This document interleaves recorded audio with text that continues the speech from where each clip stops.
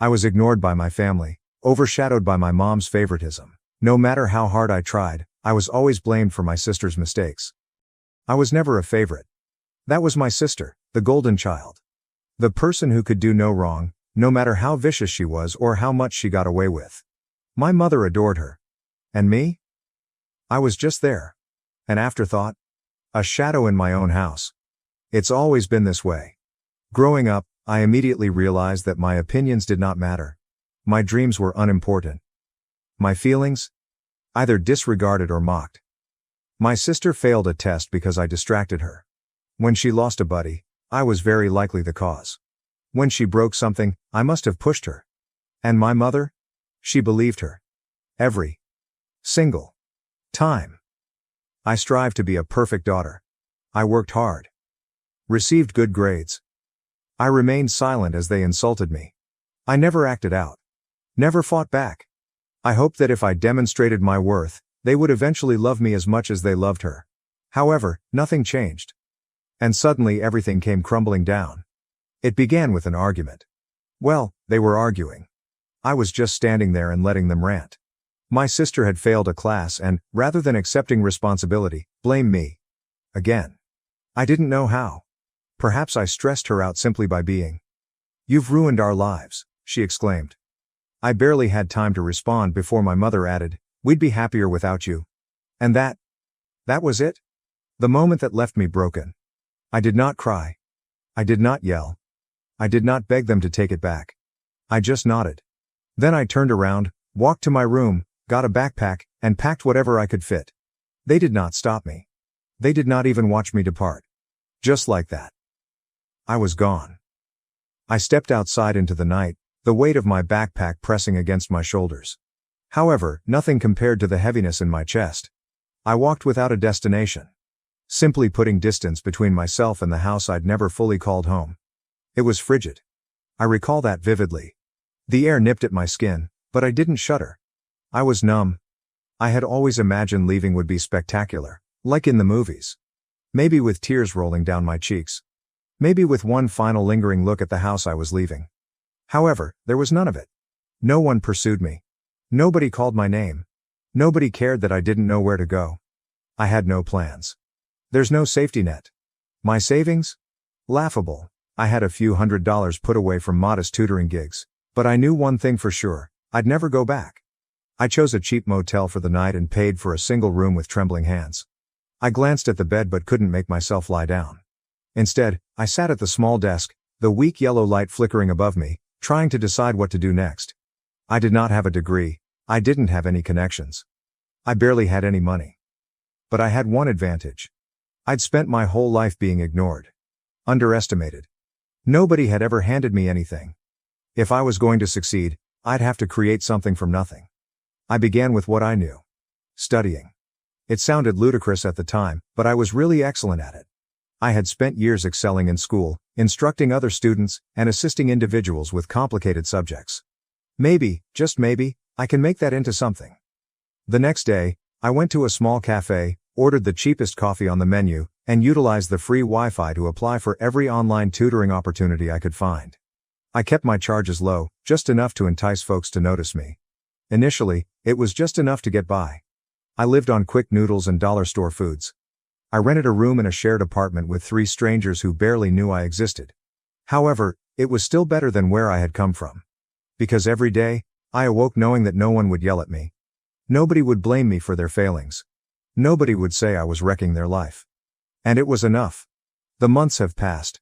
My tutoring opportunities grew. 1 client became 3. 3 multiplied into 10. I soon made enough money to move into a tiny studio apartment that was scarcely larger than a box. But it was mine. Despite all of this, my family never phoned. Not once. Not on my birthday. Not on holidays. Not even to see if I was alive. It hurts, as old wounds do. Deep. Silent. Lingering. But I assured myself everything was good. If they did not care, neither did I. A year into my new existence, things began to alter. I had established a reputation as an instructor specializing in college entrance tests. Students from all throughout the country reached out, begging for assistance. However, I was still trading time for money. And I knew it wasn't sustainable. That's when I had an idea. What if I combined my lessons into something bigger? Something scalable? I spent several months researching digital marketing, watching hours of free YouTube content.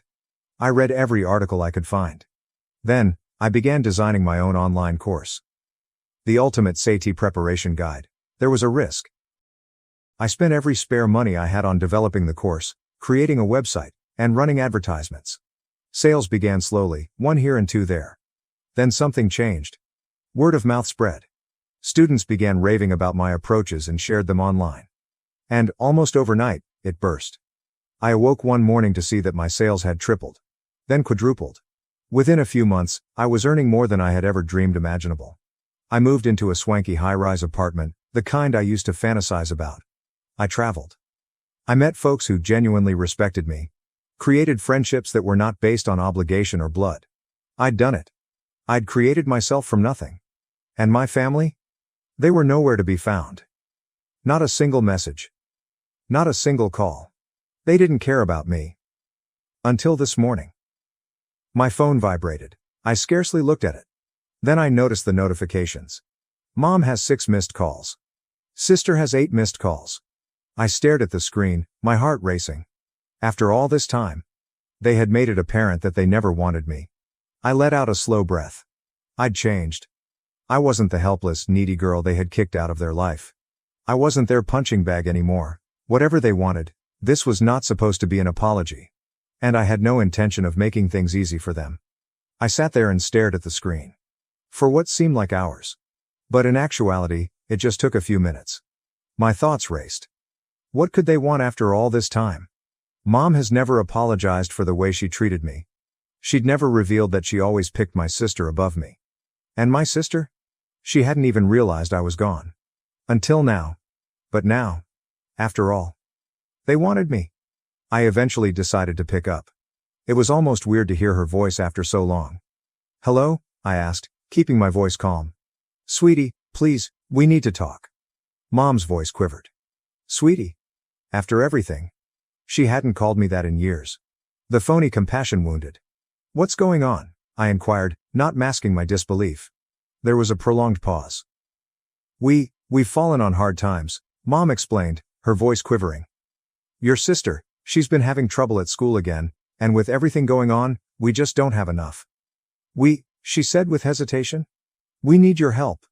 I bit my lip, a strange combination of satisfaction and wrath welling up inside me. Was this why they called me now? What kind of assistance? I inquired, keeping my voice calm. We need money, she said abruptly. Your sister's tuition, it's due. And we have bills we can't pay. I know we've never been there for you, but please. We're struggling. We need you to help us. We know it's a lot to ask, but please, we've tried everything. I could hear her sniffles. Perhaps it was genuine.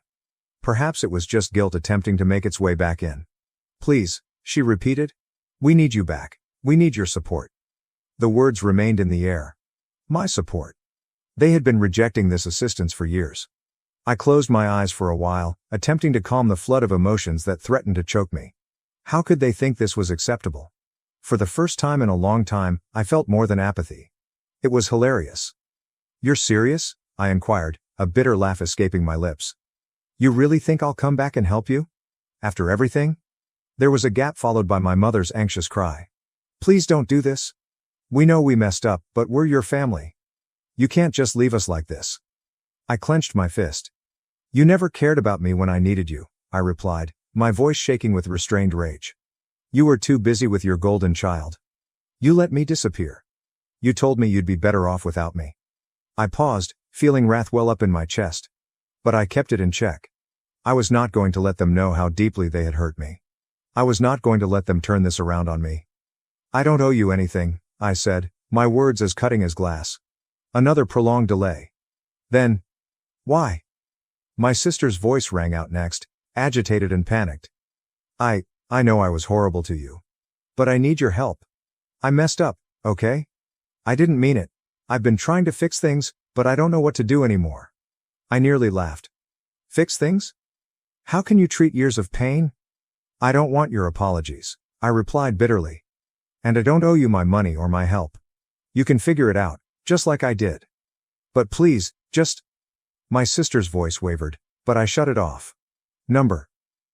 You should have thought about this before you kicked me out of your lives. I could feel my heart race as I hung up the phone. However, the adrenaline was not solely derived from rage. It stemmed from satisfaction. Knowing they needed me gave me a sense of satisfaction. After years of silence and pretending I did not exist, they needed me. I stood up and paced the room, allowing the gravity of the situation to set in. They were not calling to apologize. They weren't calling because they had missed me. They were phoning because they wanted me to remedy their mess. And while they struggled, they recognized what they had thrown away. But that didn't matter to me. They did not deserve me anymore. I was finished. But deep down, a part of me wanted to make them beg even longer. Make them uncomfortable. The phone vibrated again. I glanced at the screen. Mom, again. Her message carried the same desperate tone. Please. I know we can't undo the past, but we need you. I grinned. They had no idea what they were getting into. The phone vibrated again. The screen flashed with another message from my mother. Please, I'm begging you. We don't know where else to turn. I stared at the message, my finger hovering above the screen. Part of me wanted to dismiss it completely. Following all. Hadn't I previously answered them? But the desperation in her tone made me hesitate. For a time. Then I shook my head. Number, I was not going to soften. I was not going to be the one to improve their lives again. The thing is, I'd constructed something for myself. My empire, so to speak. My achievement wasn't solely about money. It was about the ability to choose who would be a part of my life. And my family? They no longer deserved that luxury. I put the phone down. I walked to the window. I looked out at the city. From this vantage point, everything seemed far away. So little. My former life's troubles felt like they belonged to someone else. I wasn't that person anymore. I was not their burden. Nevertheless, the messages kept pouring. I took a breath. I was not going to give in. I was not going to let them influence me with their guilt. But, deep down, there was a flare of something. Perhaps it was a pity. Perhaps curiosity. Perhaps something darker. But I resisted. The following morning, I awoke to the sound of my phone vibrating on the nightstand. Again. A quick peek at the screen confirmed it was from my sister. This time, I paused. Should I bother reading this? But my thumb swiped across the screen before I could think about it any longer. The message came in. I know I can't change the past, but I've been trying so hard to get into college. They rejected me, and now Mom's saying that if we don't get the money for the retake, I'll never make it. Please. Please. I'm so sorry. I felt an unusual sensation. Not sympathetic, not guilty. But something made me halt. Was this genuine? Was my sister really begging me, or was she simply doing her part? I took a deep breath, my hand trembling as I typed my response. You never cared when I needed you. Why should I care now? I pressed send. The weight that settled in my chest felt heavier than I anticipated. A part of me felt cold and detached. I had built some protective armor over the years. But there's another part of me. It wanted to believe her. But I could not. I continued to work throughout the day. But, every time I looked at my phone, there were additional notifications. Calls. Texts. Voicemails. They were unrelenting. I could feel their desperation creeping through the screen and the words. They were beginning to disintegrate under the weight of their own decisions. But what did they expect of me? They'd made their bed. They'd picked their route. Now was the time for them to face the consequences. But then, at 7 p.m., I noticed something that made my heart skip a beat. A note from Mom. I need to talk to you. This isn't just about money. I know I messed up, we messed up. But I'm asking you, as a mother, to come home. I need you. We need you. Please don't leave us like this. I stared at the message. My thumb hovered above the keyboard. I briefly pondered calling her back. Perhaps I could hear her out. Maybe I can find a way to make this work. But then, I thought about what they had put me through. They treated me as if I did not matter. I was not going to forget that. I was not their savior. With a long exhale, I typed. You had your chance. I'm done. I pressed send. And something within me cracked.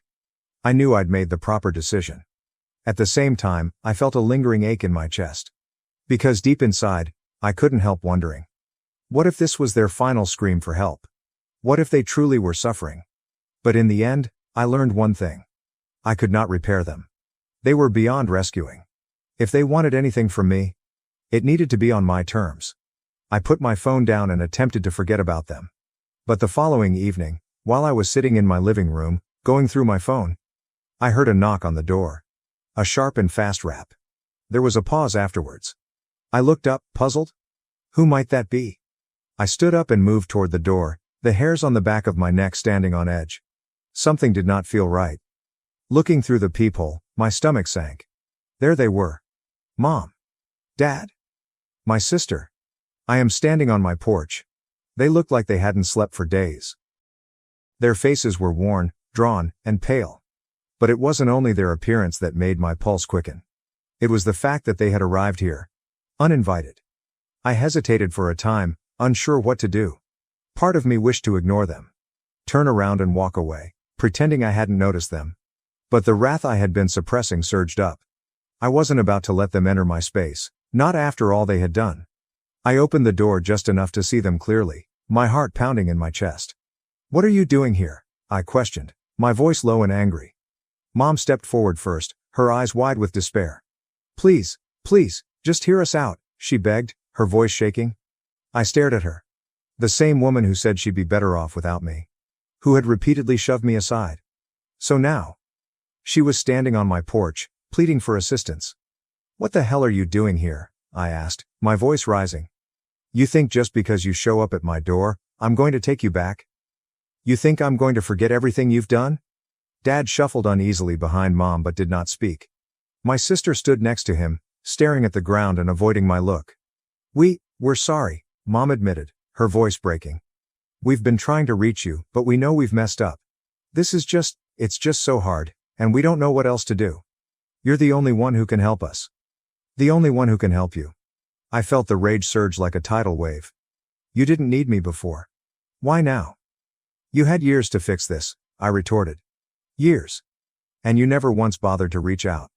To make things right. Not when it mattered. And now you think you can just show up here and make everything okay?" They remained silent for a minute, evidently surprised by my coolness. Mom's eyes filled with tears. But I could not force myself to care. "We've been struggling," she said in a desperate whisper. "We don't have money for rent. Your sister's future is slipping away. I don't know what else to do." I clenched my fist.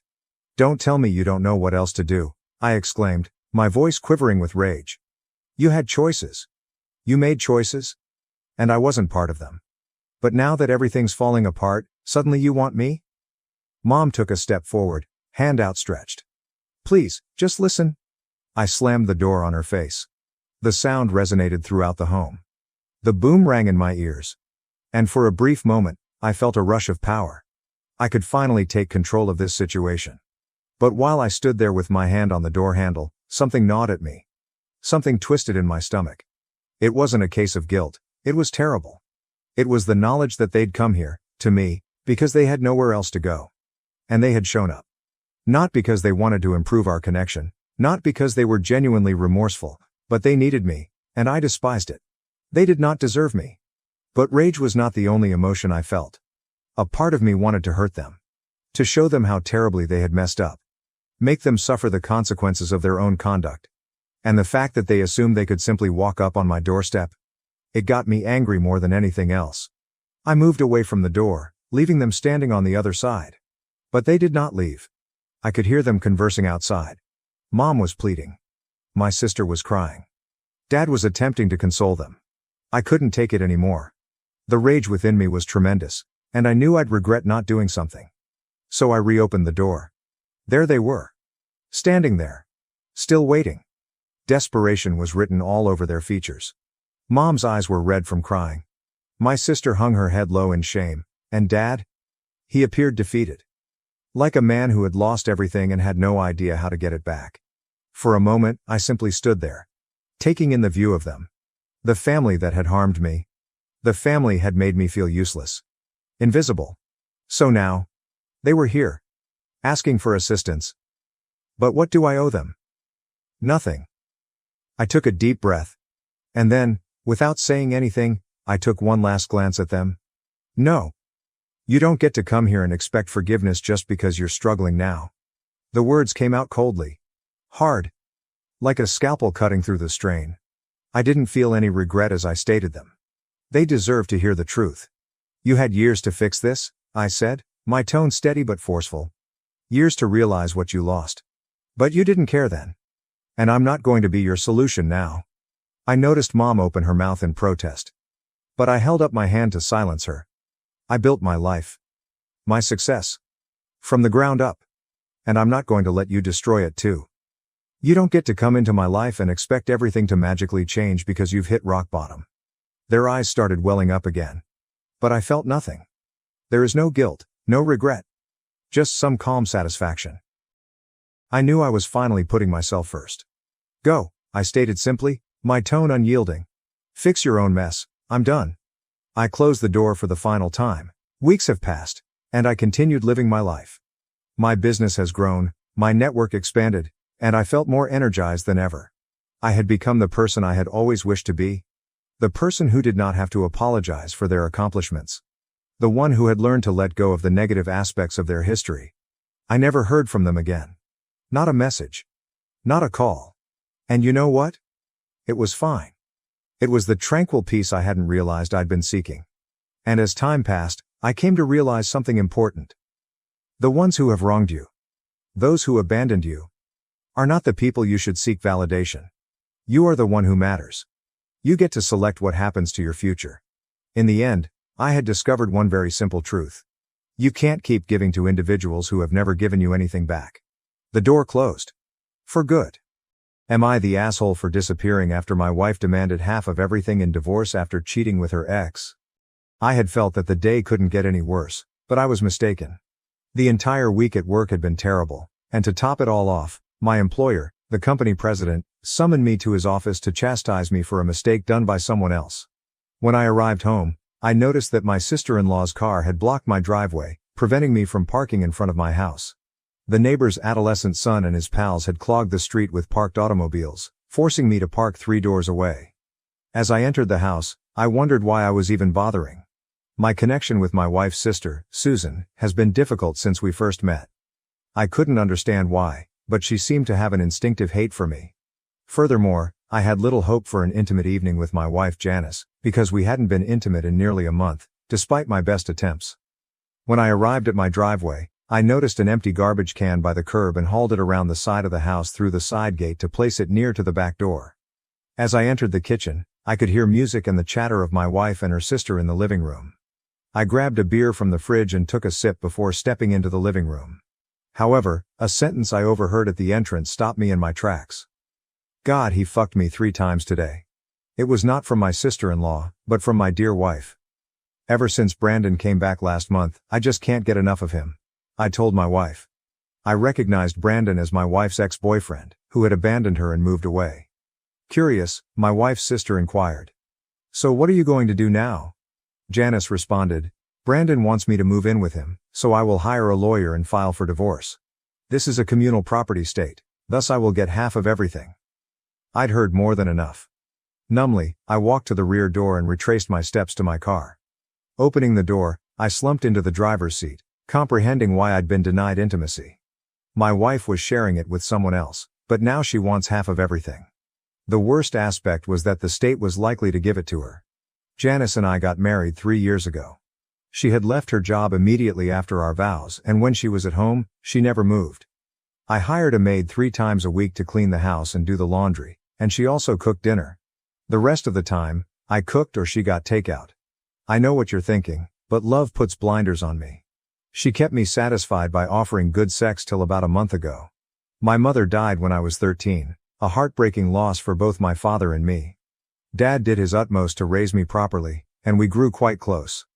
Losing Dad to a drunk driver when I was 23 was a devastating blow, especially since I had just met Janice the previous year. Inheriting over $2.5 million from Dad, I properly invested the money under the supervision of a competent broker.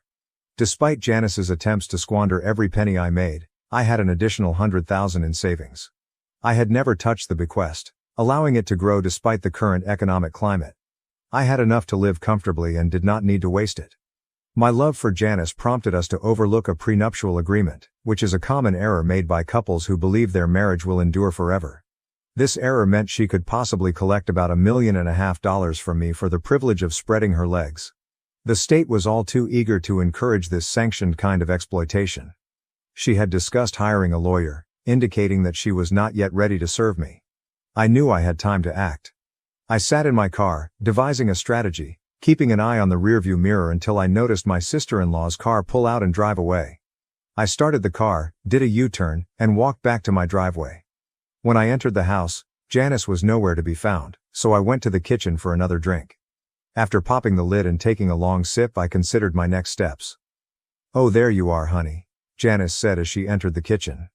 "I didn't hear you come in." "Hello, sweetie, I have just gotten in." "Been a long day," I said with a warm smile, determined to play the part as convincingly as she did. "I didn't have time to order anything for dinner," she admitted with a small pout. Although I wanted to respond, "That's because you spent the day with your boyfriend, discussing all the details with your sister," I said. "That's fine, dear. I'll just reheat some leftovers from last night." She gave me a nice grin, kissed my cheek and said she was going to take a hot bath. I smiled and nodded, thinking, yeah, gotta wash all that away. When she went, I grabbed a plate of fried rice and ate it cold while drinking another 2 beers. After tossing the empty container, I returned to the den and sat on the chair, channel surfing. I decided on an old movie. Janice arrived about a half hour later and sat on the couch until the film concluded. Standing up, she stated she was sleepy and was going to bed. Yeah, tired of being unfaithful, I thought to myself. I informed her that I would watch the news and join her later. I hadn't paid much attention to the film, my mind was preoccupied with planning my next move. Knowing I couldn't do anything until Monday, I got through the following 3 days, working in the yard on Saturday and playing golf with friends on Sunday. On Monday, I contacted the broker who was handling my inheritance portfolio and requested that everything be liquidated. Being in senior management enabled me to take out my 401k quickly, penalty be darned. By Thursday, I was prepared to make my move. Returning home to my apparently loving wife, I informed her of an emergency crisis, explaining that I would be away for a week on corporate business. I packed only 2 suitcases. When we moved into this house, I kept everything significant to me. None of it suited her taste, therefore there was nothing else I wanted. The furnishings were her pick and I honestly couldn't care less about them. The bright lining in this situation was that we were renting the house, so I had no financial stake in it. After selling my condo, we were looking for the ideal house to buy. When I say right, I refer to her standards. So far, none of the houses we've looked at appeared to suit her criteria. On Friday morning, I kissed my wife on the cheek one final time before carrying my baggage out. I loaded them into my Lexus and drove away without looking back. My first trip was at an old friend's house, Jake, whom I trusted entirely. He was surprised when I suggested switching titles for his older but rebuilt 4-wheel drive vehicle. An hour after confiding in him about my condition, I was on my way west. I doubted anyone would associate me with this vehicle, and Jake promised to keep the automobile I traded him hidden in the garage for a while. For the next 4 days, I paid for everything with cash.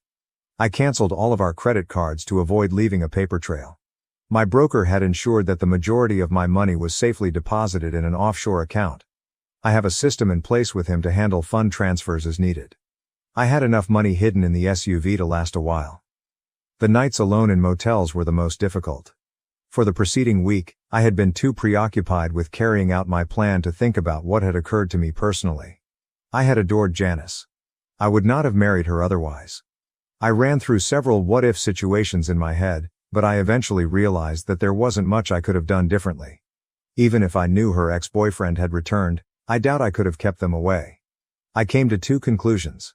She had probably never truly loved me, and it was my own responsibility for marrying her.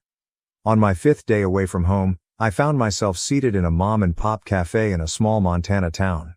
I wondered what my purportedly devoted wife was up to, as she must have found that all of her credit cards had been canceled and our bank account was empty.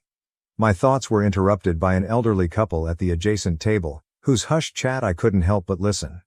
The man, who appeared to be in his late 50s, was telling his red-haired wife about his desire for additional help on their farm. Unfortunately, they could not afford to hire anyone until their present calves were market-ready. Even still, finding someone ready to work for a price they could afford was difficult. After finishing the final mouthful of my dinner, I rose up and approached their table, apologizing for eavesdropping but offering to help them. The elder man examined me, sizing me up, I don't understand how you could do it. If you heard what we were discussing, you'd know I can't pay you anything. What if I just need a place to stay in exchange for my labor? I proposed. His eyes narrowed. Colleen, excuse us for a moment while I speak with this young man outside, he told his wife. He stood up and waited for me to follow him. He turned to face me once we were at the parking lot, where our chat would be private. I guessed him to be around my height, 6 feet, with broad shoulders and no fat. His once dark hair was mostly gray, and his face bore the rough lines of years spent laboring outside. Who in the hell are you? Are you a part of that Wilson ranch? He inquired, his tone hinting of mistrust. I lifted my hands defensively saying, hold on, mister. I know nothing about any Wilson. I moved here from Texas 4 days ago and arrived this morning. I figured maybe we could help each other out. He said, if what you claim is true, why would you want to help us? I cannot afford to pay you. What is in it for you? We don't need any difficulty if you're fleeing the police. I responded, I'm probably on the run as you put it, but not like you may think. I went on to tell my story about my unfaithful wife wanting to take me to the cleaners and how I needed a place to stay for a time. I have not robbed or killed anyone. I'm simply attempting to keep what is rightfully mine. If you have a location where I can remain, I will compensate you with my efforts. I'll pay my own way, and if you don't think I'm much assistance, let me know, and I'll be on my way with no hard feelings. He scrutinized my face and replied, if what you're saying to me is true, I think I'd be a fool not to give you a chance. However, I must inform you that the Wilsons are attempting to convince me to sell them my land. They haven't done anything illegal yet, but I wouldn't put it past them. You might be taking on more than you can handle. I told him that was a risk I was willing to accept. He then asked about my ranching experience, and I was honest, stating that I had spent a few summers on my uncle's ranch in Texas, but I was not a cowboy. He extended his hand and we shook hands to confirm our agreement. He advised me to call him by his first name, Bill, and identify myself. We returned to the diner, where Colleen waited. He yelled out to her, Colleen, this is Carson. He'll be working for us if he can handle it. She stood and extended her hand. I shook it and she greeted me cordially. It's very nice to meet you, Carson. Her voice was clear, with possibly a tinge of Irish accent. She was as trim and fit as her husband. It's nice to meet you too, ma'am, I commented. She said, my last name is Buckman, but you can just call me Colleen. Formality isn't particularly useful in this section of the country. I was quickly drawn to this charming lady. Bill suggested we go back to the ranch. Before leaving town, he stopped up to a general store, where we both got out of our cars. He suggested I get some ranch-appropriate clothing. When he entered the store, the proprietor greeted him warmly, clearly recognizing him as a regular customer. I purchased a coat and a set of Western-style riding boots. It sufficed for a week. It took around 20 minutes to drive from the general store to the main gate, which was arched with the words Rocking Bee Ranch. Bill's brand name was Rocking Bee. Another mile of private road led to the main home, which was set on a rise. Their 2-story house was well kept and newly painted. Behind it, a barn and several outbuildings became visible. The pickup they drove was partially laden with grocery sacks, indicating a weekly trip into town for supplies. I pulled up behind them, loaded my arms with bags and followed the Buckmans inside the kitchen. In 2 trips, we emptied the vehicle. Bill directed me to drive around the back, where he showed me a little cabin for my stay. As I drove around, I noticed him standing in front of the cabin. When I got out, he pointed to the cabin and indicated that Sam used a similar one a few yards away, adding that Sam was out doing the rounds and I'd see him later. After unpacking my baggage, he waited while I settled into my cabin. It had a single spacious room with a bed against one wall, a table and 2 seats, a potbelly wood burner in one corner, and a bathroom with a single stone shower. It wasn't extravagant, but it was clean and provided me with a good place to remain for the time being, allowing me to hopefully escape being discovered by Janice. When I returned outside, he was sitting in his pickup, telling me to get in. He gave me a tour of the ranch, which included over 6,000 acres of grazing with a few hundred acres dedicated aside for planting winter feed. The ranch's back half, which was mountainous and covered in forest, led to mountains and a stream that ran through the property and was only accessible by horseback. He explained that he used to have 3 full-time employees, but Sam was the only one who remained during difficult times. Sam had been working at the ranch for about 30 years. They employed additional personnel during roundups to pick cattle for the market. He dropped me off at the small cabin. By the way, I noticed you have a laptop. I have a satellite connection with a router, so you can use the internet wirelessly. Supper is in the main house, and we usually eat at 6, he explained before driving away. I was settled in less than 30 minutes, giving me enough time to load up my computer. As he had said, I was able to establish a Wi-Fi connection and rapidly check my emails. Jake sent one message claiming that Janice had reported me missing to the police, who were investigating my absence. It gave me something to think about. Jake was the only person I had told about leaving, and even he had no idea where I was heading. I mailed my resignation to my old company but did not inform them in person of my departure. Just before 6 p.m., I approached the main home and knocked on the door. Bill motioned for me to enter, and as I did, I noticed Colleen preparing lunch as Bill stood to the side, speaking to a man I believed was Sam. Bill motioned me over. "Hi Sam. This is Carson, the new hand I mentioned for today. We'll see how he feels about it tomorrow after a day's work," Bill added, smiling broadly. "Carson, meet Sam." Sam smiled warmly at me and offered his hand. A huge man, at least 6'3", who, like Bill, appeared to have worked hard his entire life and appeared to be about Bill's age. One important detail. He was African American. I shook his hand and felt the power in his grip.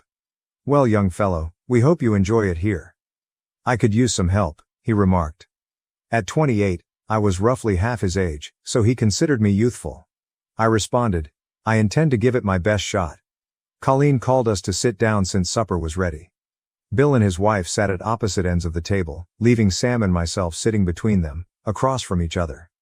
On the table was a large platter of pork chops, a large dish of mashed potatoes, another with fresh green beans, and a plate piled high with clearly baked biscuits. "We don't eat fancy here, Carson, but there's plenty, and it's filling," Colleen told him. "It looks great," I said.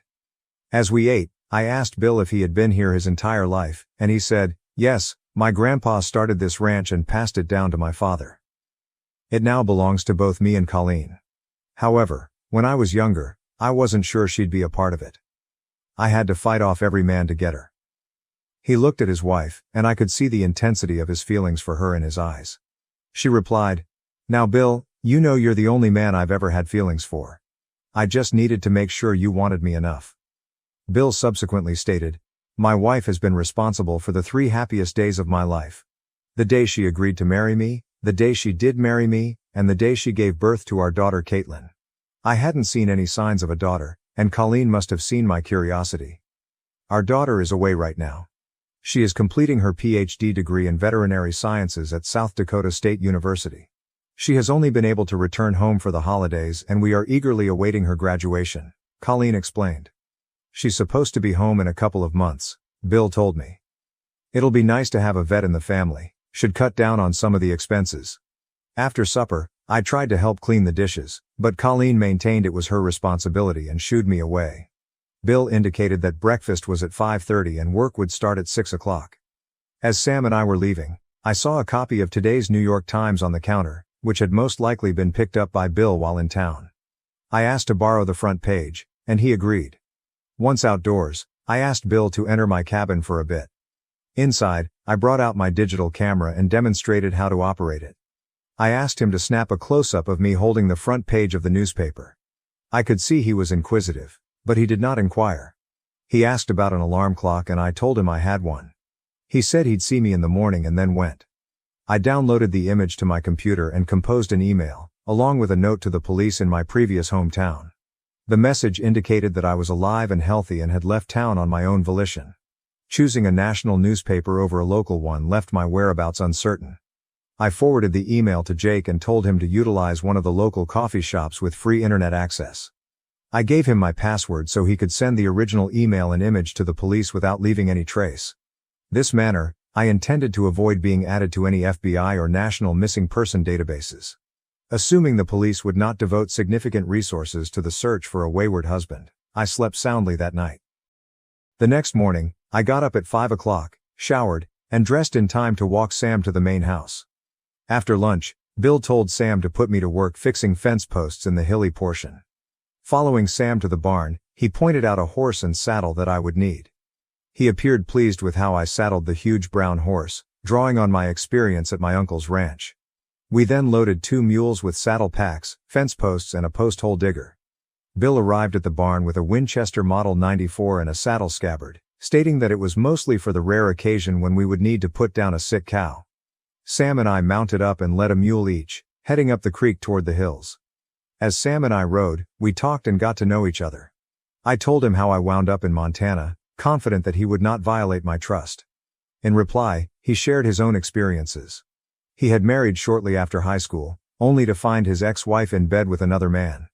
In a moment of wrath, he nearly killed the guy, earning a 5-year prison sentence. When he was released, Bill was the only one ready to give him a chance, and that was how he had spent the previous 30 years. Sam praised Bill and Colleen, calling them the salt of the earth. We arrived at the fence that marked the property borders about half an hour later. Sam pointed out that not all of the posts needed to be replaced, but simply those that had decayed or were close to it, which was about every third one. He stayed with me as I replaced the first 2 to verify I was doing everything correctly. He proposed working until around 4 o'clock, giving me enough time to go home, care for the horse and mules and get to dinner at 6 o'clock. His parting advice was to follow the stream back down, so I wouldn't get lost. He went back, leaving me alone with my task. I continued along the line, replacing old posts with new ones. At noon, I took a break and collected the pork chop sandwiches Colleen had given me earlier from my saddlebag. I finished my sandwiches and went back to work. My watch's alarm went off at 4 p.m., and I realized I had set all but a few of the posts that the mules had carried up. Leading the mules, I went back down the fence line until I reached the stream and started descending, right before leaving the trees. I found a natural pool where the water ran in and out. I paused to take in the view, recognizing it as the most beautiful and quiet area on the ranch. Back at the barn, I was able to unsaddle the animals and get them fed on time. While I was looking at the horses, Sam came into bed. We rushed to shower and change before dinner, where we ate steaks. That night, weary, I made little contributions to the discourse and excused myself quickly after supper to go to bed. Sleep arrived fast, and I slept deeply. I woke up hurting all over. My hands ached from using the post hole digger, and my arms, shoulders and legs throbbed. Despite my frequent workouts, there was a significant difference between a 2-hour gym session and a full day of fence post installation. Bill and Sam chuckled as I staggered into the kitchen and winced while sitting down. Even Colleen couldn't keep her grin hidden. Despite the stiffness, I was hungry and gladly consumed my breakfast. "Ready for another day of fencing?" Bill inquired as we rose from the table. I moaned and said, "Yes, sir," trying to sound more positive than I felt. Bill laughed. "I guess you can take it easy today. I would prefer you to ride the rounds with Sam." I nodded gratefully. The first step was to clean the stalls and restock the hay. After putting the horses and mules in the pasture and filling their feeders, we loaded into the pickup and began our ranch inspection. Our major goal was to keep no calves down or removed from their mothers. Sam's knowledge of the ranch appeared instinctive, as he effortlessly predicted where the cattle would be and roughly calculated their numbers. After 30 years, everything appeared to come effortlessly for him. As we approached the far end of the ranch, Sam paused the truck and looked around. Something on one of the hills piqued his interest, so he handed me his binoculars and pointed to a certain location. After a minute, I noticed 2 calves, presumably alone. I asked, "Where are their mothers?" He motioned to 2 cows along the tree line. "That's them over there. Their calves must have strayed into the trees, got lost and continued on. We'll need to pull them down." I inquired, "Are we hiking up there?" "No, it's too far. We'll go back and load up a few horses." The trucks had 2-way radios, so Sam called Bill and told him what we'd observed and that we were on our way to rescue the horses. When we returned to the stable, Bill had already saddled 2 horses and loaded them onto a trailer. All we needed to do was stock up and go. Sam guided us close to the forest line below where the calves were, and we unloaded the horses before riding up into the hills. Sam's 30 years on the ranch became clear once more, as he knew the land like the back of his hand. Half an hour later, we eased up behind the calves and gradually began pushing them back down the slopes. I couldn't help but grin when we cleared the trees and the mischievous kids spotted their mothers. They went wailing to their mothers and instantly found a teat to suckle on. The larger cows stood peacefully, letting their calves to eat. I was struck by how different it was from my childhood. That night's dinner was fried chicken, corn on the cob, and mashed potatoes. With renewed zest, I spoke more than the night before and learned more about Colleen. Her parents moved to the United States from Ireland when she was 5 years old. Her father, captivated by tales of the Old West, had brought the family to Montana, which explains the Irish accent in her speech. Growing up in America, she nevertheless felt the influence of her parents. The next day, feeling much better, I returned after breakfast to replace fence posts. Sam helped me load the mules, but this time I went out on my own. Following the stream took me directly to my objective. This day was easier than the first because I had learnt certain techniques to make the labor less stressful. Just before 4 o'clock, I finished the last post and returned to the barn. With some free time, I worked some of the stalls before cleaning up for dinner. On my 4th day, I assisted Sam in repairing some of the buildings, and the next day, I installed more fence posts. The next 2 months went by, and now it was my turn to ride the ranch and check on the cattle. I was in the best physical form of my life. We worked out a timetable in which Sam took Saturdays off, Bill took Sundays off, and I took Mondays off. I spent my day doing laundry and running into town when needed. I'd become fond of everyone on the property. Sam was kind and easygoing, and we frequently sat and talked after dinner. I had a lot of regard for Bill, who was honest and diligent. We got along well. Colleen was lovely to Sam and me, but I could tell she had some fire in her. She and Bill made a wonderful couple. Colleen and Bill were getting thrilled. Colleen informed me over breakfast on Friday that her daughter would be going home in 1 week. It was my job that day to ride a horse around the wooded area, looking for livestock that had wandered into the hills. A little after 4 o'clock, I made my way to the creek, turned to follow it down, and arrived at the pool below the waterfall. I came to a stop, dismounted, removed my shirt, and knelt beside the stream. I dipped my bandana into the cool water and began washing the perspiration and dust off my face and neck. A whinny from downstream drew my attention, and I turned to my right to see a horse and rider coming. At first, I assumed it was Colleen, but then realized it was a younger version of her. This stunning woman could only be Caitlin, who has the same crystal blue eyes and red hair as her mother. She rode up and came to a stop a few feet away from me. As I rose up to confront her, she replied in a chilly tone. "Who are you and what are you doing on this property?" I said, "The name's Carson, and I work here." She responded, "I do not believe you. My father said he couldn't afford to pay another hand." Despite her beauty, I was growing annoyed by her unpleasant demeanor, so I answered, "Yeah, I heard that too. I guess that's why I chuckle all the way to the bank on payday." She looked at me, reined her horse around and kicked it in the flanks. I chuckled to myself, pulled my shirt back on, remounted my horse and rode towards the barn. Later I discovered there had been a misunderstanding between Caitlin and her parents. They expected her to return the following week, but she arrived just a few hours after I left. She had spent the morning and early afternoon with her parents before expressing her desire to go for a ride, which she had not had time for at school but enjoyed doing. So she saddled up and headed to her favorite location, the waterfall and pool of water. I suppose after 2 months I was old news, and Bill and Colleen had forgotten about me. Just as I returned to the barn, I noticed the redhead's back vanish inside. I dismounted and left my horse inside. Caitlin must have been looking for her father and eventually located him in the barn. I could hear her loud voice as she inquired, "Who is that man that was up at the waterfall?" Bill paused for a moment and said, "That must have been Carson." She went on, "He said he works here, but last time I was here, you told me you couldn't afford to pay another hand." Bill responded, "Well, he's correct, he works here. I don't think it's your business how much he's paid. I'm still running this ranch, young woman." She grumbled, "But he said you pay him so much that he laughs all the way to the bank." By that time, I'd entered the barn. She had her back to me and did not notice me, whereas Bill did. He smiled and continued, "Is that true, Carson? If you believe you are overpaying, I can correct that." She turned around and locked eyes with me. I took off my cap with one hand. I removed my hat with one hand and scratched the back of my head with the other, adding, "Well, I wouldn't want to take advantage of you, Bill. How much are you planning to lower my wages?" At that, Bill and I both burst out laughing. Caitlin, on the other hand, continued to stare at both of us, unable to see the humor. "Sweetheart, just so you get that bee out of your bonnet, Carson gets to stay in the cabin next to Sam's," Bill told her.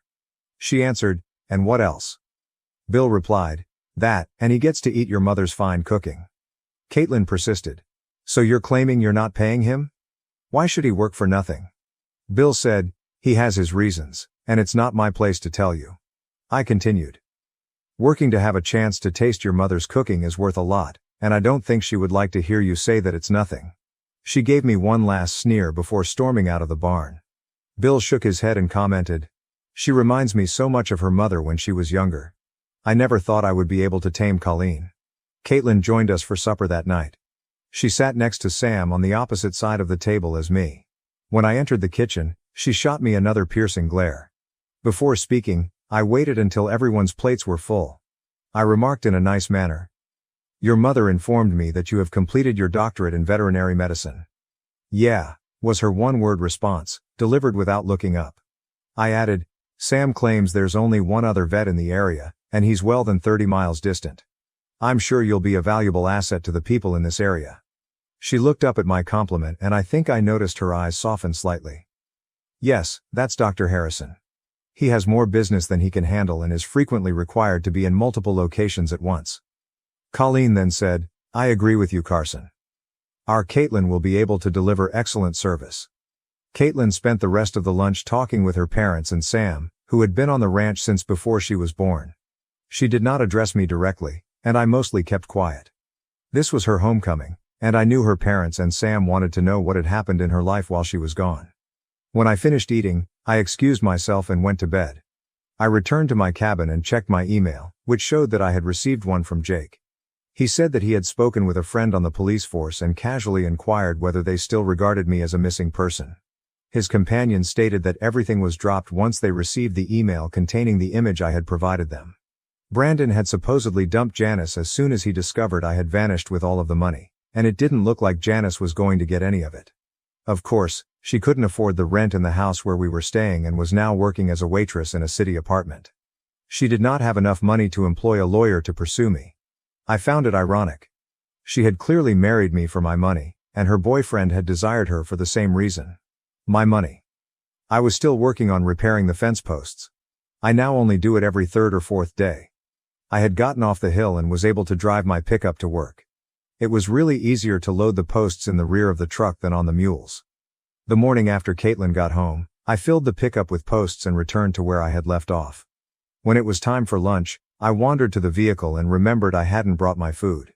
If any of us were going to be working away from the main home all day, Colleen would make sure we had lunch, and I think I forgot to pick mine up. I could have driven back to the house, but I figured missing one supper wouldn't kill me. A half hour later, I had just put a pole and was attaching the wire when I heard a car approach. I looked back and noticed it was one of the ranch pickups. The truck came to a stop just as I completed writing that post. I turned around and was astonished to see Caitlin exit. She was holding a tiny sack, similar to the ones Colleen used for our lunches. "Mama said you forgot your lunch," she remarked, pushing the bag at me. I leaned out to take it from her. "Thank you, Caitlin." "That was very nice of you," I said. I looked in the bag and saw 2 sandwiches, as usual. I took one out and gave her the other, but she declined. I shrugged my shoulders, sat on the truck's tailgate and began eating. She strolled up to where I was, about 5 feet to the side, and simply stared. I ate silently, keeping my eyes focused in front of me. "Why are you here?" she inquired last. I turned to look at her and decided to tease her. "Don't tell anyone, but I robbed a bank and hid the money. I'm hiding out here till the heat goes off and I can get the money." Her eyes widened briefly before glaring at me. "You're a real clown," she muttered before turning to leave. I waited until she was halfway to her truck before calling her. She paused and slowly turned around and I continued. "I married a lady who never loved me and simply wanted what I could provide for her. I came here because I wanted to be away from all I knew for a bit." She glanced at me again, and I believe she realized I was telling the truth this time. She nodded and departed without saying anything else. As she drove away, I remembered what her father had said about her mother being like her when she was that age. He claimed to have tamed her, but I suspected the real secret was their love for each other. It had been less than 24 hours since I first met Caitlin, and I couldn't fathom a guy taming that fiery redhead. That night's supper was almost identical to the previous nights. Caitlin had chats with both her parents and Sam. I didn't feel slighted because she didn't know me and we didn't have anything in common. We were just finishing dinner when there was a knock on the door, which Bill went to answer. He entered the kitchen, followed by a man of my age. He was what ladies would describe as tall, dark, and gorgeous. Caitlin eagerly screamed out his name, leaped out of her seat and hugged him. It was clear they knew each other. They were talking about how long it had been since they had seen one other. A few minutes later, there was another tap on the door, and Bill went to answer it, returning with another man, this time fair-haired but also attractive. Caitlin greeted him with similar warmth. I remembered Bill telling me that he had to fend off every male surrounding him in order to win his wife. Caitlin was every bit as attractive as her mother.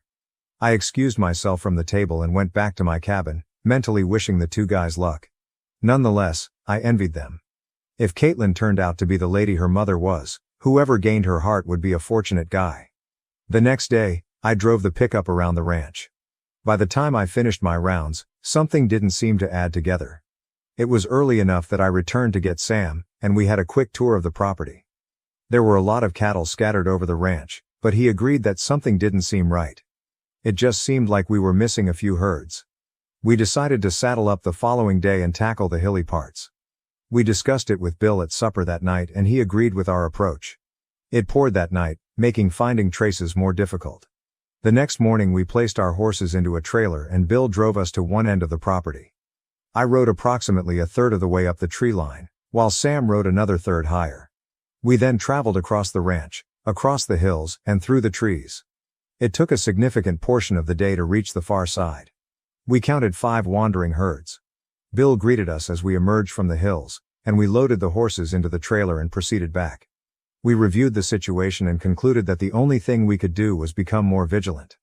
Caitlin received a call from another suitor during dinner that night. I overheard her mother say something about it being the third one that day. Guys were coming out of the woodwork to get her attention as word spread that she had returned home. We spent the next 4 days observing the herd. Everything appeared to be fine, with the exception of the alleged original loss. Caitlin's suitors made repeated visits. She'd been home for a week and hadn't spoken to me since the day she delivered my lunch. On the 5th day following the cattle's apparent disappearance, I told Bill I wanted to ride the property line across the hills. We had already covered the fence lines throughout the grazing regions and found no evidence that the missing cattle had passed through them. Sam dropped me off on the west side of the ranch. This was where Bill's ranch met the Wilson Ranch. About halfway to the southwest corner, I noticed 3 new sets of horse footprints. They crossed from Wilson's side of the fence to Bill's. The fact that the fence wire was still up seemed strange. I dismounted and examined the fence posts, discovering that the staples had loosened on 5 posts and were barely holding the wire up. Remove the staples and lower the wire so you may cross over. After reinstalling the wire and staples, everything appeared normal. I remounted and followed the traces. When I approached the stream, I noticed 3 horses tied to a tree a short distance above the waterfall. I was still approximately 30 yards distant. I hurriedly got down, hitched my horse to a tree and took the gun out of its sheath. When I neared the horses, I noticed boot prints leading downstream. I crept up to the waterfall's brink, peered down, and gasped. Caitlin was naked in the water, as if she had just been born. I was captivated by the scene. She was swimming across the water, her naked body clearly visible in the pure water. Damn. She had an adorable ass. A movement in the trees to her right brought me back to consciousness. I rapidly examined the area, noticing 1 guy on the right and 2 more near the pond on the left. I raised my firearm and fired. The bullet struck the guy on the right at his feet. 1 more fast pull on the trigger and the earth burst near the 2 people on the left. Caitlin let out a blood-curdling scream that resonated throughout the trees. I stood up where everyone could see me and said, "On your bellies immediately, I'm not going to miss the next shot." "Caitlin, stay just where you are." She didn't notice the 3 men. All she saw was me standing over her, holding a rifle, and she scrambled to conceal herself. One of the men on the left flinched as if he was about to flee, but the bark on the tree next to him erupted as I pressed the trigger again. He was persuaded and dropped flat. Caitlin noticed the 2 men around the location of my shot. She screamed again. I began counting down, and before I could say 1, the other 2 dropped down. I instantly commanded them to place their hands behind their heads, which they did. I hurriedly begged Caitlin to go and get dressed. She tried to resist, but I hissed at her to do as I said. She was plainly terrified, and I could see her shivering from where I was, but she followed orders and walked out of the pool like Venus emerging from the sea. Even though she had her back to me, I couldn't take my gaze away from her. I'd never forget her alabaster skin and wonderfully rounded buttocks. She slipped on her jeans and blouse, swung up upon her horse and disappeared through the trees with a single kick. When she left, I told the men to get up, lie down, and put their hands behind their heads. Only when all three laid before me did I let out a sigh of relief.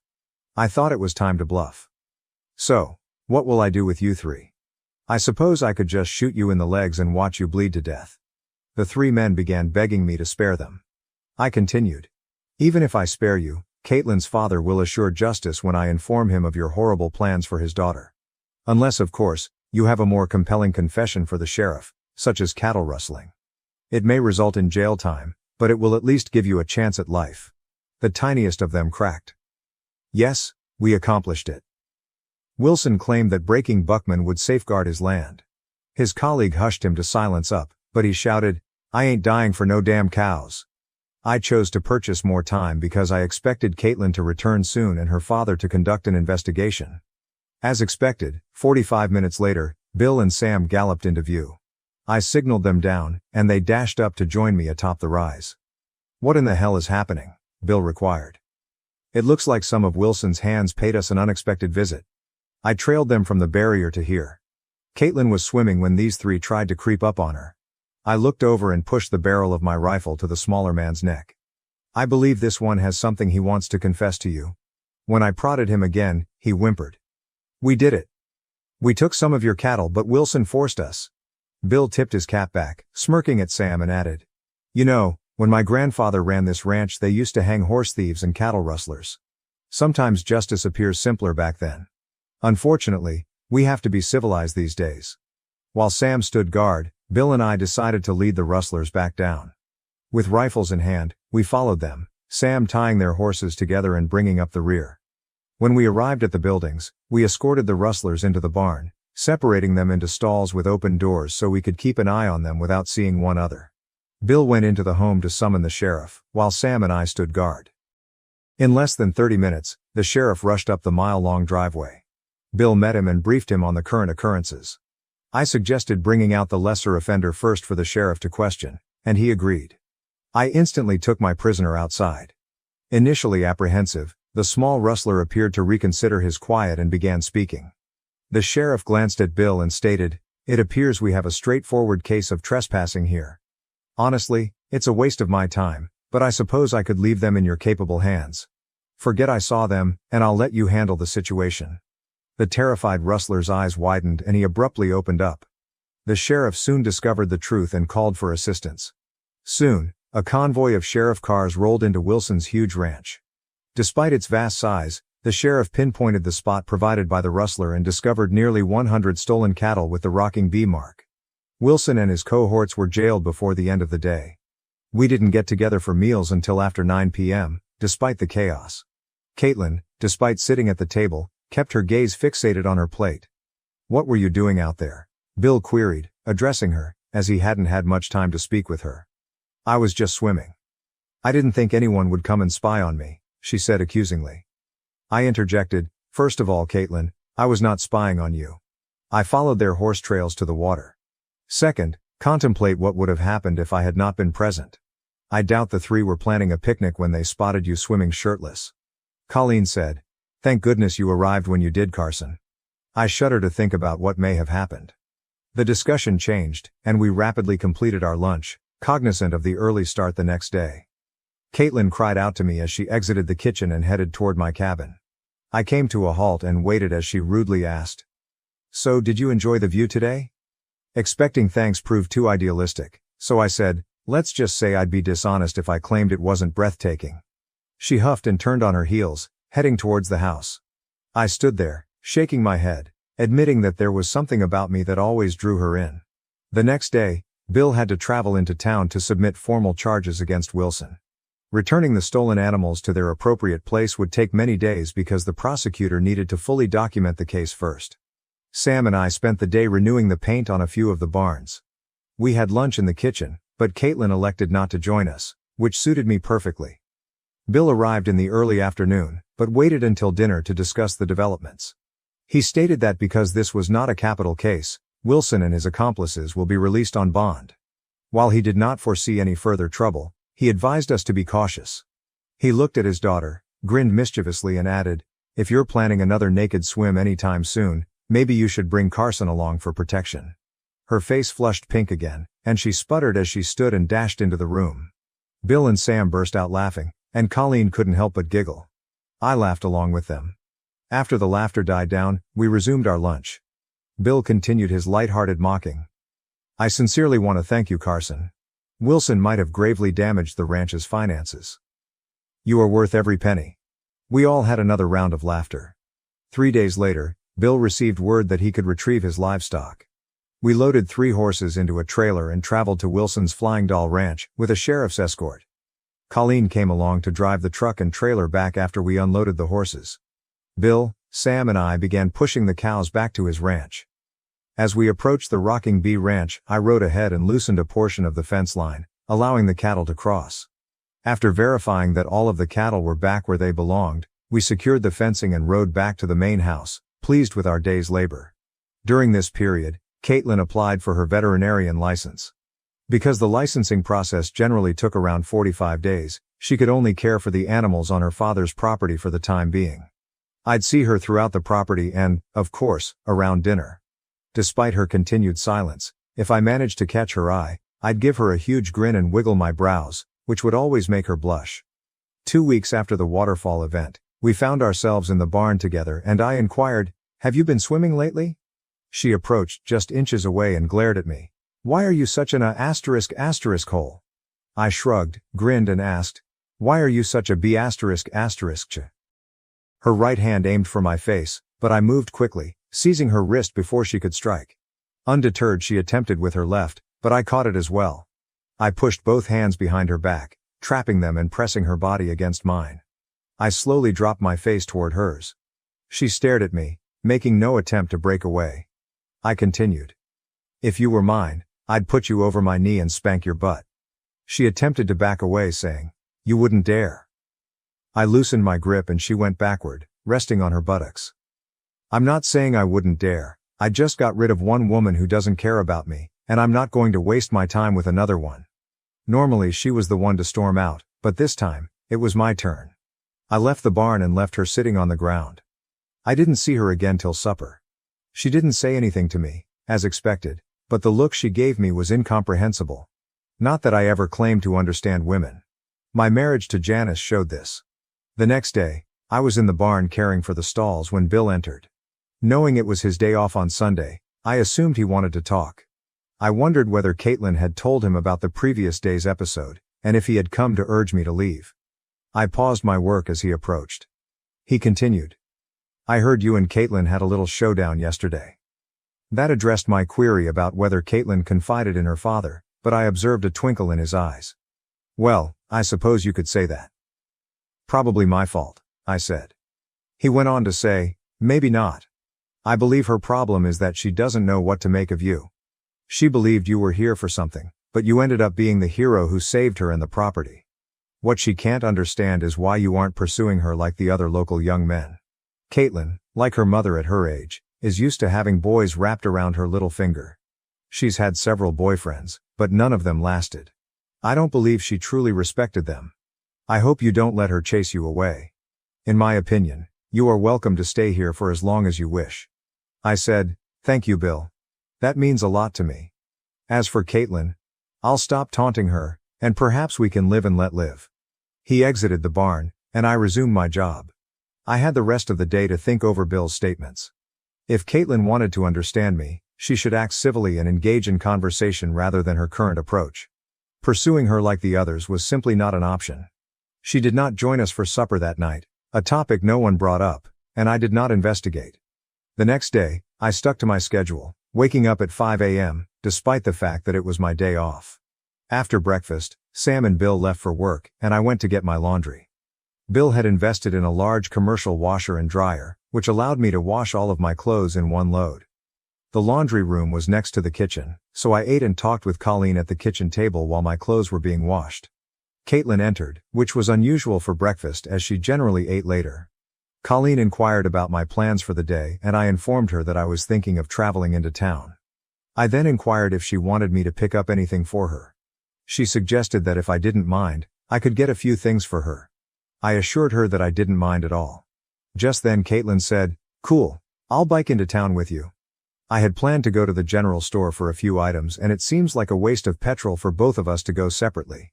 I looked up in surprise and replied, "Sure, I'd be happy to give you a lift. After yesterday, I didn't expect her to talk to me, let alone want to go somewhere with." I responded, "I'll be leaving in about an hour and a half after my laundry is done and put away." She told me she'd be prepared. She finished preparing something to eat and sat at the table, sitting quiet as Colleen and I talked. As I stepped out of my cabin, she appeared from the back door, dressed in a turquoise sundress that complemented her red hair. It was clear she wanted me to notice her. I held the passenger side door open for her and watched as she slid into the car. We set out, and for the first half of the journey, she sat peacefully, admiring the scenery. Suddenly she said, "I thought you were going to kiss me yesterday." I looked at her, but she appeared to be staring out the side window, so I couldn't see her face. I responded, "Well, while that may not have been unpleasant, I do have a rule about not forcing unwanted affections upon unreceptive females." I noticed her head swivel around in the corner of my eye and knew she was looking at me. She sat silently, but I saw her occasional peek in my direction. We parked into the general shop and stepped inside. I needed to get a couple of new pairs of jeans and shirts, and she had a list of what her mother wanted. An hour later, we had everything loaded. I had one more stop at the hardware shop to get a few items for Bill, but it was midday and I was hungry. I suggested we stop for a bite to eat and she agreed. We parked into the same cafe where I'd originally met Bill and Colleen. We chose a table across from one other and ordered our meals. As we sat in silence, I began to wonder if I should have simply gone to the hardware shop and returned to the ranch. Just suddenly the door slid open and 3 men entered. I recognized 2 of them as the guys who had come to see Caitlin.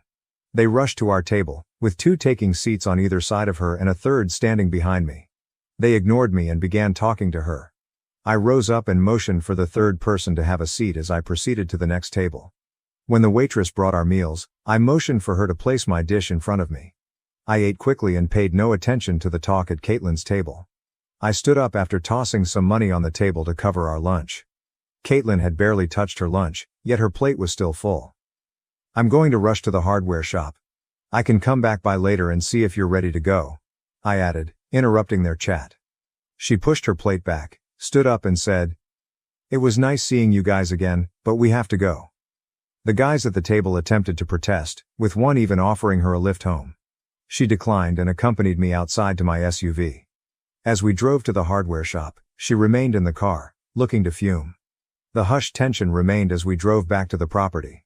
She turned off the highway onto the mile-long road and questioned, "Why did you do that?" "What?" I replied, unsure of what she was pointing out.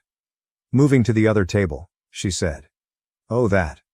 Well, I assumed you'd rather spend time with your buddies. Besides, I didn't want to be in the center of their battle for your attention." "You really are an *** hole," she exclaimed. I wisely chose to keep my mouth shut. I had no desire to avoid her slaps while driving.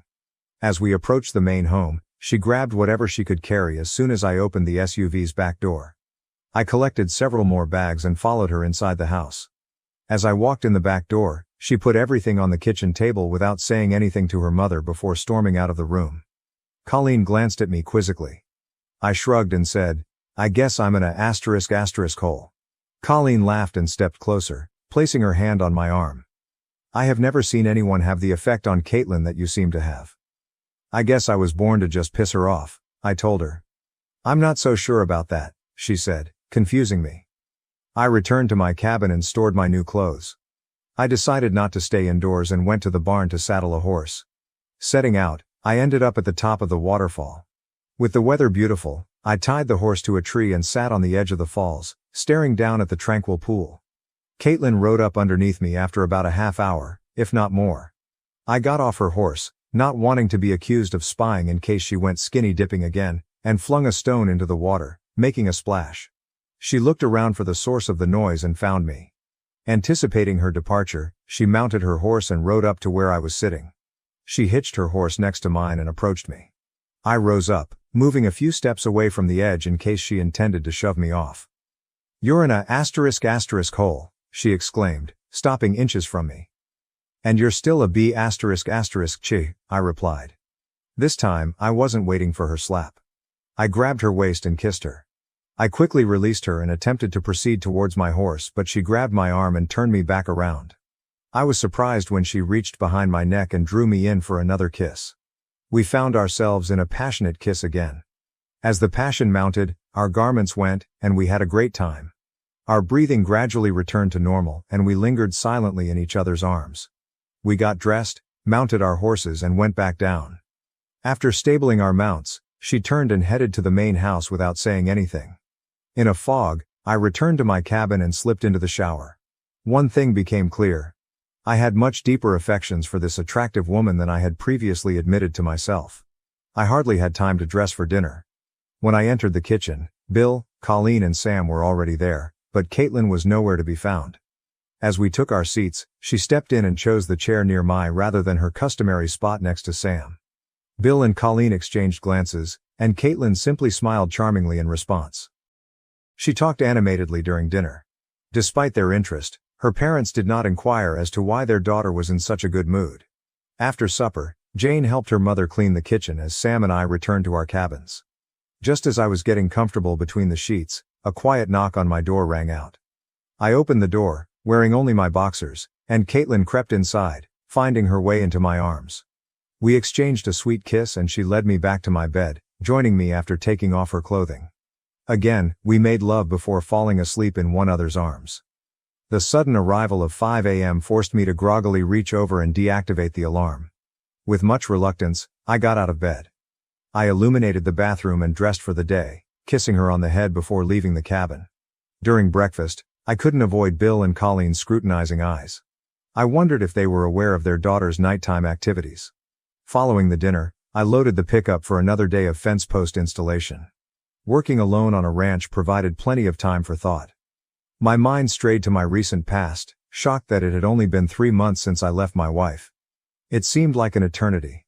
I reflected on the relevance of Bill, Colleen and Sam in my life. Then my thoughts turned to the lovely Caitlin and the shared experiences from the previous day. I considered the idea of discovering the love her parents embodied. At lunch, I discovered I hadn't brought my dinner. As the thought crossed my head, I heard a pickup approaching quickly. Caitlin jumped out, racing toward me with a suitcase in her hand. She threw herself at me, commencing a passionate kiss before handing me the bag. I ignored the dinner and drew her in for another passionate kiss. Although I did not lay as many fence posts that day, I did place my post in her a few times. In between our passionate times, we found time to converse. I revealed information about my prior life, including how my ex-wife had betrayed me. "I'll only leave if you tell me to," I promised her. She ultimately returned home, and I finished the day's work. She was in the kitchen when I arrived, having just showered and changed, and she had chosen the seat next to mine once more. A knock on the front door interrupted our dinner. Bill answered it and returned with the same person who had first called Caitlin. Caitlin gazed at him with an unreadable face as soon as he sat down. "I was wondering if you'd like to go for a drive," he proposed. In this region of the country, where options were limited, taking a drive was effectively a euphemism for going on a date.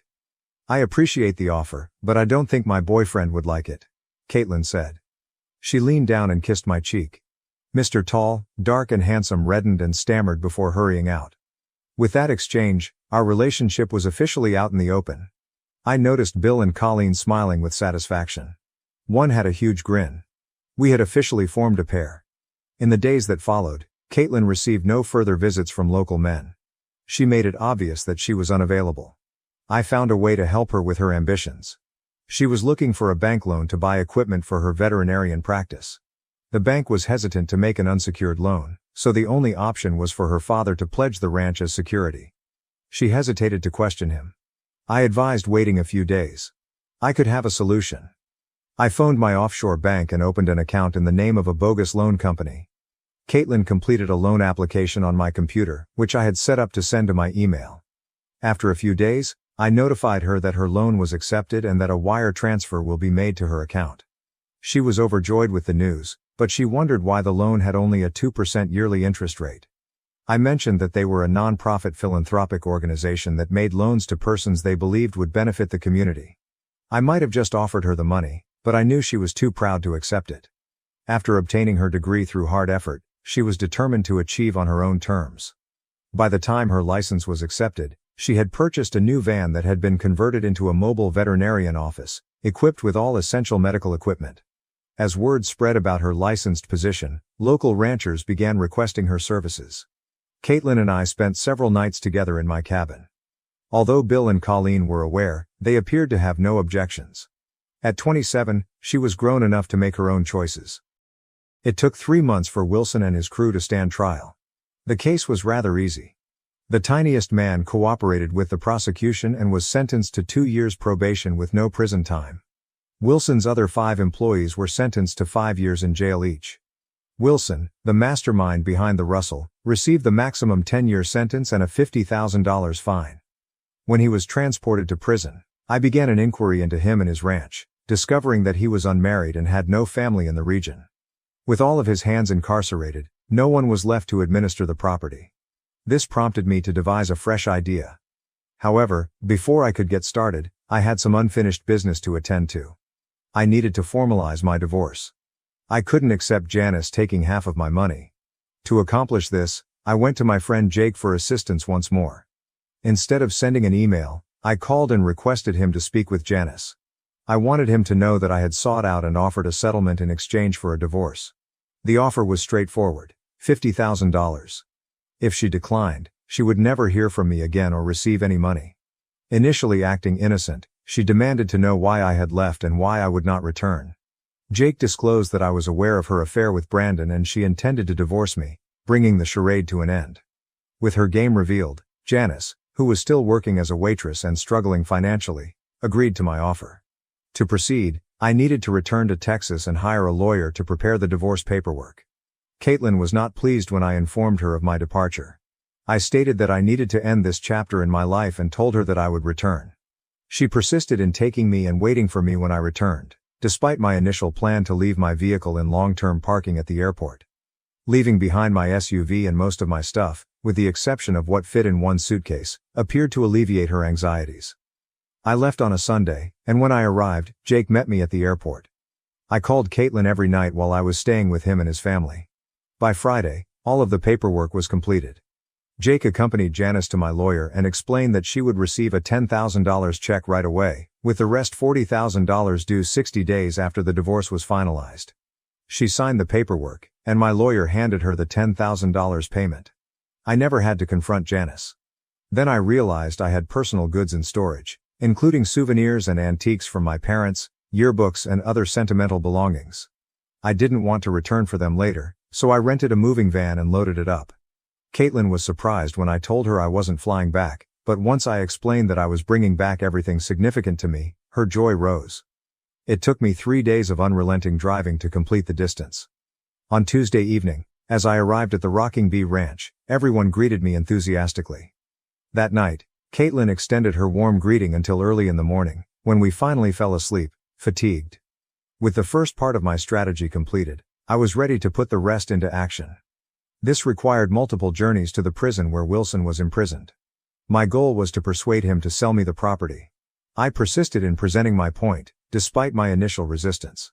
I explained that he would be imprisoned for at least 7 years, and that even if he behaved well, he would not be eligible for parole.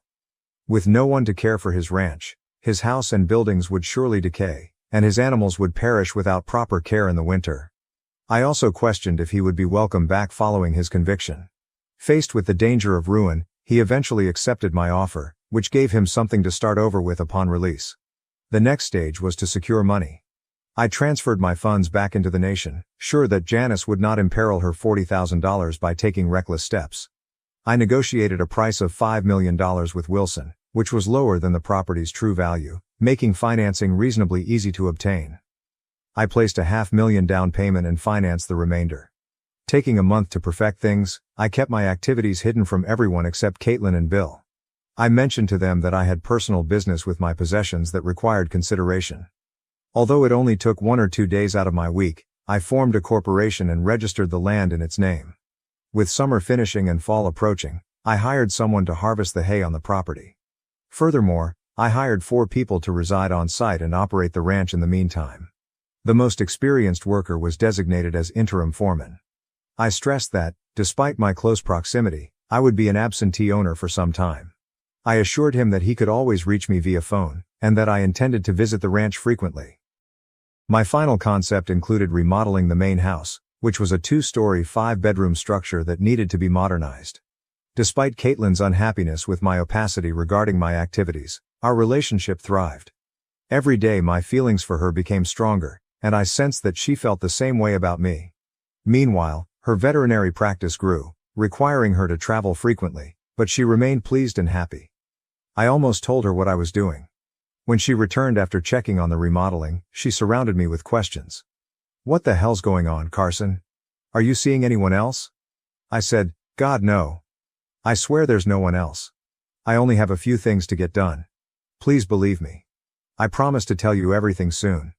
I'm asking you to trust me." She examined my face, looking for the truth, and said, "Okay, Carson. I do trust you, but you better tell me what's going on soon, or I'm going to kick your ass." I grabbed her and kissed her with all my affection. As spring arrived and the calving season began, the main house renovation was finished. It was time to carry out the final component of my strategy.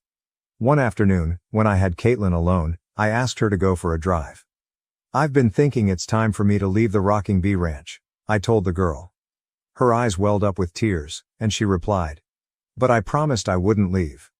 I had scheduled it so that we would arrive at the former Flying Doll Ranch entrance. I turned in and began driving down the quiet road. "I wasn't really planning on going far," I informed him. She looked about, bewildered. I was not sure if she had heard what I said. Then she said, "What are we doing on Wilson's land?" I waited until we were at the main home before responding. I invited her to come on, as I wanted to show her something. I got out of the truck and walked around to open her door. Taking her hand, I took her to the front door and opened it. She inquired again, "What the heck are you doing? We could be in danger for this." I encouraged her to relax, that Wilson no longer owned the ranch and that we should take a look around. I wanted to know what she thought about the house. I brought her upstairs, then we walked through the bedrooms and back down. There was a huge living room, a finely paneled den, 2 rooms used as home offices, and finally the kitchen. Her expression indicated that she adored the new kitchen. There was only one room with furnishings, which I wanted to use as my office. The rest of the house awaited her judgment on how to furnish it. I asked her what she thought of the house, and she responded it was really good. When I asked if she believed she could live there, she said, "What the hell?" I could see she was puzzled and upset. I fell on one knee and reached into my jacket pocket. I stated to her, "Wilson no longer owns the ranch, I do, and I'm asking if you could live there as my wife." She asked in a startled tone if I owned the house, and I nodded enthusiastically. She cried, "Yes!" I then removed the engagement ring from my pocket, held it up and proposed to her. Her face screwed up and her eyes welled with tears. I believed I had made a mistake until she tackled me to my back and kissed my face. She then offered me her finger so that I could place the ring on her.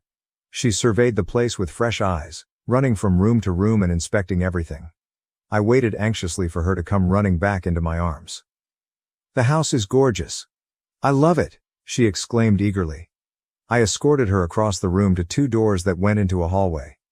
"There are 2 offices, one for you to run your business from and one for me," I explained, earning me another long kiss.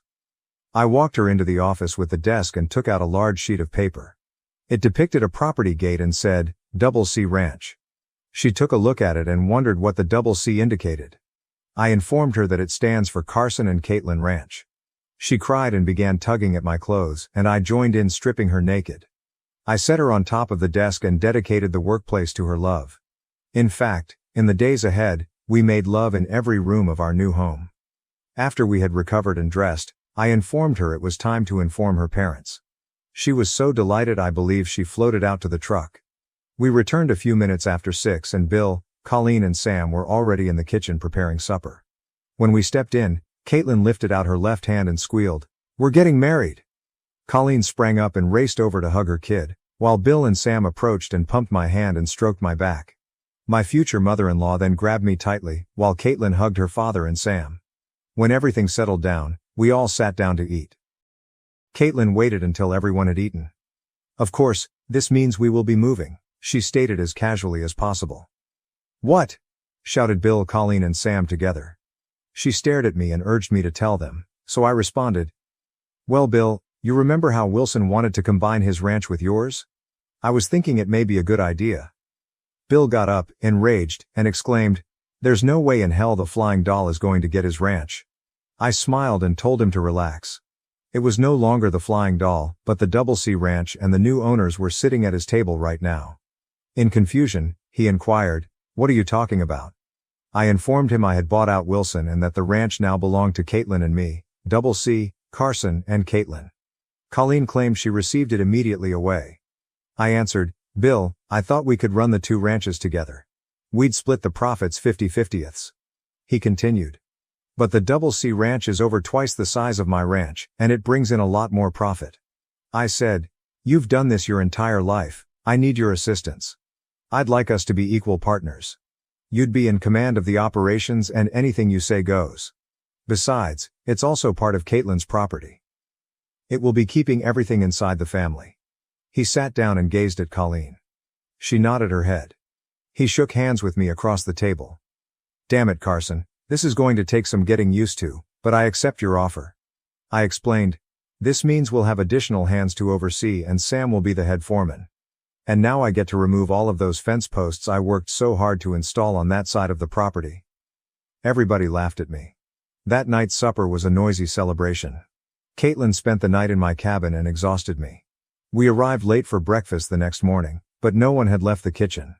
They were waiting for us to eat so that we could all go over to the Double C Ranch, where Caitlin could show off our new home. Everyone was impressed, and I noticed Colleen looking enviously at the restored kitchen. Caitlin and her mother spent a month furnishing the house. It was ready to move in on our wedding night. We were married at the Double C Ranch. Bill and his family were respected and well-liked, and ranchers and their families from all over came to celebrate the occasion. As Caitlin's spouse, Bill's son-in-law, and the new owner of Double C Ranch, I was welcomed into their community.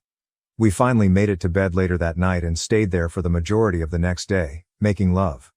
We would still be there, but on the third day of our marriage, I brought my bride to Fiji for a tropical honeymoon. Our first roundup that year was a success, as we sold a large number of cattle for a profit.